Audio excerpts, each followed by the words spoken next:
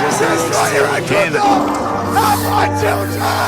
We're here in Federation Square, Melbourne, to watch match 6 of the 2026 World Cup, Australia versus Turkey.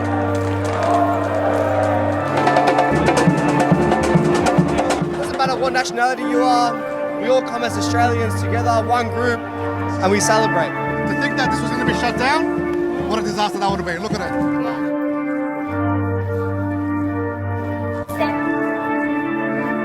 4 days away. Group D, Australia takes on the United States of America. Now, I'm still thrilling from the game against Turkey, and I'm going to tell you why. I'm going to tell you what each team exposed about themselves and each other. And now, in order to get out of Group D, this is what I feel like Australia has to do and what they have to stay firm in.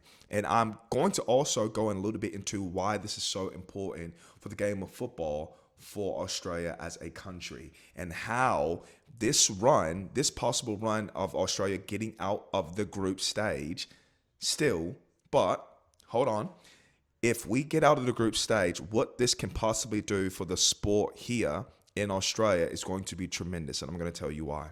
Now, let's address Turkey. They came off popping their stuff, right? They came off very confident, as a team should be. But I thought a little bit of arrogance seeped in. Now, the captain of Turkey, when they were interviewing him, doing their press release, they wanted to get a soundbite, and a soundbite they did get. He came off, like I said, a little bit arrogant, but still confident. I'm not mad at it, right? You do want to have a little bit of ego, a little bit of bravado. You do want to be confident in your team and your team's capabilities, right? But I think I definitely know he underestimated this Australian team. Now, he gave credit where credit was due. He said they're big, they're strong, they're going to be physical, but we are the more talented team. Now, was he capping? Stop the cap! I don't think he was, right? I think on paper, Turkey was the more controllable team. They did control more of possessions if we were to look at the analytical numbers. I'm not an analytical guy, but I see how important that is. They did control, like I said, possession. Analytically, on paper, you would think if you did not watch the game, you would have believed that Turkey would have came away with this win. This was the predicted outcome. This is what all the analysts, all the sports betting, I'm against that. This is everything that they were saying the outcome was going to be. Australia took that and turned it on its head. Bada bing, bing, bong. Now, let me hear you. Turkey, I felt, and this is my opinion, from just being a coach and who analyzes the game and spends a lot of time watching football and studying the game and its beauty. Turkey came out way too they were trying to on this pursuit of perfection that it literally put them into a paradox. What I mean by that is Turkey played like they over-rehearsed it. So nothing came natural. They didn't allow for the spontaneity and the randomness in football, because that's all the game is. It's a game of organized chaos. You have to be able to respond to the randomness. You have to be able to respond to the chaos. You have to be able to respond to the spontaneity. And you can train, you can practice. That's what we're supposed to do. But at the same time, you can't really prepare fully for the randomness that just happens in the game. And Turkey just kept looking for the perfect pass. They were overly technical. Like I said, they were just overly rehearsed. And it seems like they came out there overly confident, thinking that they were just going to have this game plan, of that they're going to break Australia down by being overly technical, that they were going to have this 1, 2, 3, 4 pass, and then we're going to shoot. And they were committing an onslaught against Australia. But Patrick Beach, the Beachster, the Beacheroni, he was there and he was locking it down. Now, analysts will say that putting Patrick Beach in was a gamble. Now, I like Tony Popovich. I like Pop, right? What Pop did is what I advise every coach to do is to tune out social media, tune out these sound bites, tune out these clips that are trying to get a rise out of you or your team and focus on the game. And because of that, because of Pop putting that outside of their bubble and focusing on the game at hand, which is against Türkiye, they performed and they answered all the moments. They answered the moments. Football is a game of runs and moments.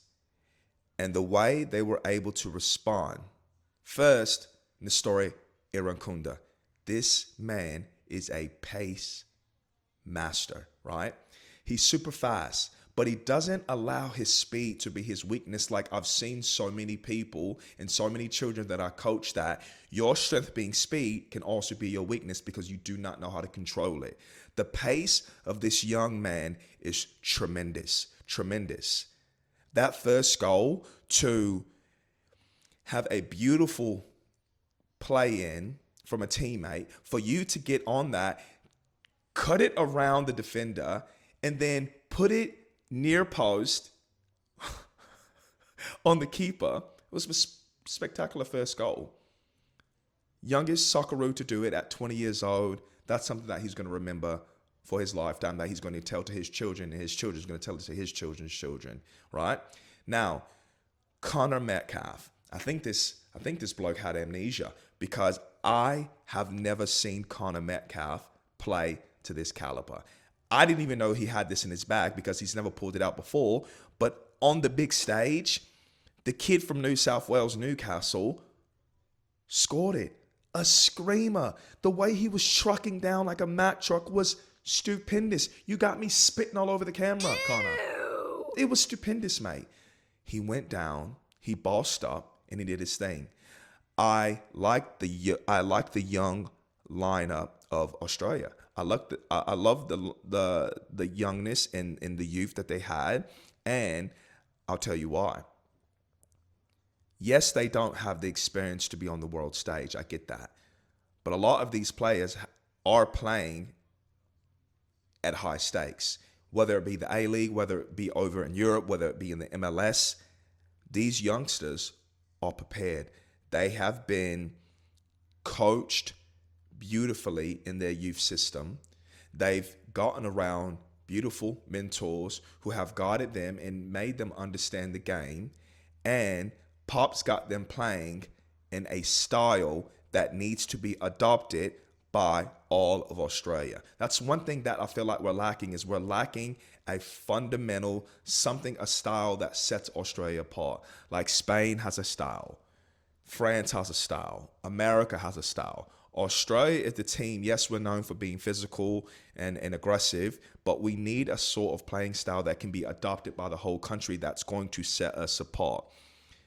People outside of Australia sometimes forget that Australia is even on the same planet. They think Australia is just some outworldly type of country, but it's not. We have gyms here. We have talent here. We have people who understand the game and want to play on the highest levels, and the Socceroos are going to show that. Remember, if we look back at history, the Socceroos have, from the golden age to this recent in Qatar, they have gone to go and play against the eventual champions. What is that saying? That we have been one step away from getting to a potential semi or potential final. Now, in my generation, about time I'm old, I will see Australia in a World Cup final. Them winning it, maybe my daughter's generation, maybe the young kids that I'm coaching generation. But Australia getting to a World Cup final, I'm saying it here now, it's going to happen. It's going to happen in my generation.